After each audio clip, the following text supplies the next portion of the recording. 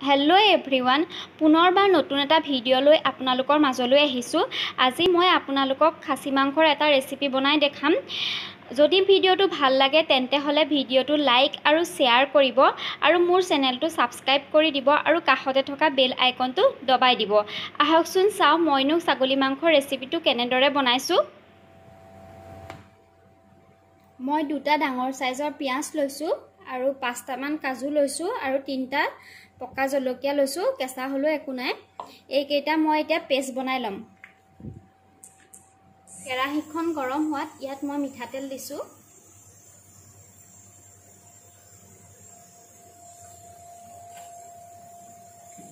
এতিয়া তেলখিনি গৰম হ'বলৈ দিম। তেলটো গৰম হোৱাত ইয়াত মই লং, ইলাচি, দালচেনি, তেজপাত আৰু অকণমান চেনি ইয়াত দি দিম। এইখিনি অকণমান মই ভাজি লম। ইয়াত এতিয়া পিয়াজ, কাজু আৰু কেঁচা জলকীয়া পেষ্টটো দি দিম।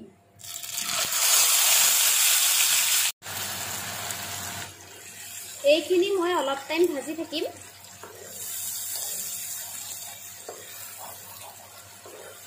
পিয়াজখিনি মই 5 মিনিট মান ভাজি আছিলো। ইয়াত এতিয়া মই 3 চামুচ মান আদা নহৰু পেষ্ট দিম। এইখিনি মই আকৌ 2 মিনিট মান ভাজি থাকিম। মাংসত মছলাটো যিমানেই ভাজিব সিমানেই মাংসটো খাবলৈ সোৱাদ হয়। মই মাংসত মছলাটো সদায় ভালকৈ ভাজি লওঁ।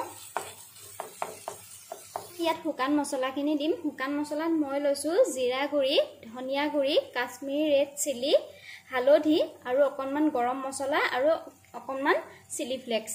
এইখিনি মই ইয়াত দি দিম। এতিয়া তাতে মই সৰু সৰুকৈ কুটি ৰখা বিলাহীখিনি দি দিম। এইখিনি মই বিলাহীখিনি যেতিয়ালৈকে গলে তেতিয়ালৈকে ভাজি থাকিম। আৰু যদি মছলাটো অকণমান লগা যেন লাগে তেতিয়া মই পানী অকণমান দিম। বিলাহীটো গলি যাবৰ কাৰণে মই ইয়াত নিমখখিনি দি দিছো। এইখিনিতে ভাজি থাকিম। মই মছলাখিনিত এতিয়া অকণমান গৰম পানী দিম যাতে মছলাখিনি ধুনীয়াকৈ সিজি যায়। এইখিনি দি মই ঢাকোন মাৰি ভালদৰে মছলাটো সিজিবলৈ দিম তেল এৰালৈকে।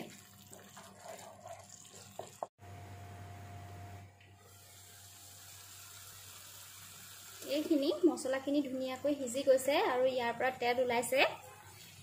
ইয়াত এতিয়া মই 4 চামুচ দৈ দিম আৰু দৈখিনি মই ভালদৰে ফেটি লৈছো। দৈ দি ভালদৰে লৰাই থাকিব যাতে দৈটো ফাটি নাযায়।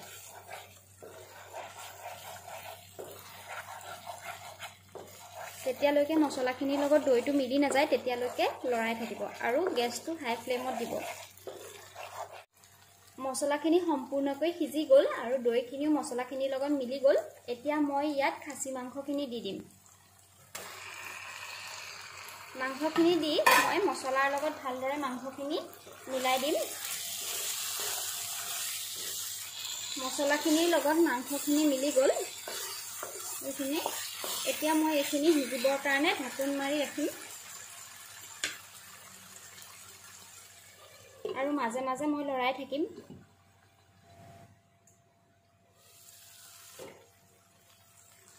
মাংসখিনিৰ পৰা ধুনীয়া এটা কালাৰ ওলাইছে। এতিয়া মই ইয়াত কাটি ৰখা আলুখিনি আৰু মই 3টা কেঁচা জলকীয়া ফালি ৰাখিছিলোঁ এইখিনি ইয়াত মই দি দিম। খাচী মাংস বনাওঁতে টাইম লাগে কাৰণ ইয়াত সিজিবলৈ অলপ টাইম লাগে। এইখিনি এতিয়া লৰাই আলুখিনি সিজিবলৈ দিম মই।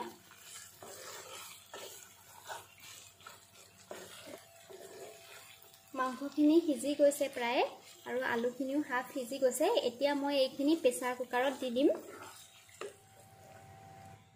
মাংসখিনি মই এটা প্ৰেছাৰ কুকাৰলৈ কাঢ়ি ল'লো। ইয়াত এতিয়া মই কুহুমীয়া গৰম পানী দি দিম আৰু 5টা মান হুইচেল আহিবলৈ দিম। এতিয়া প্ৰেছাৰৰ হুইচেল খোল খালে এইখিনি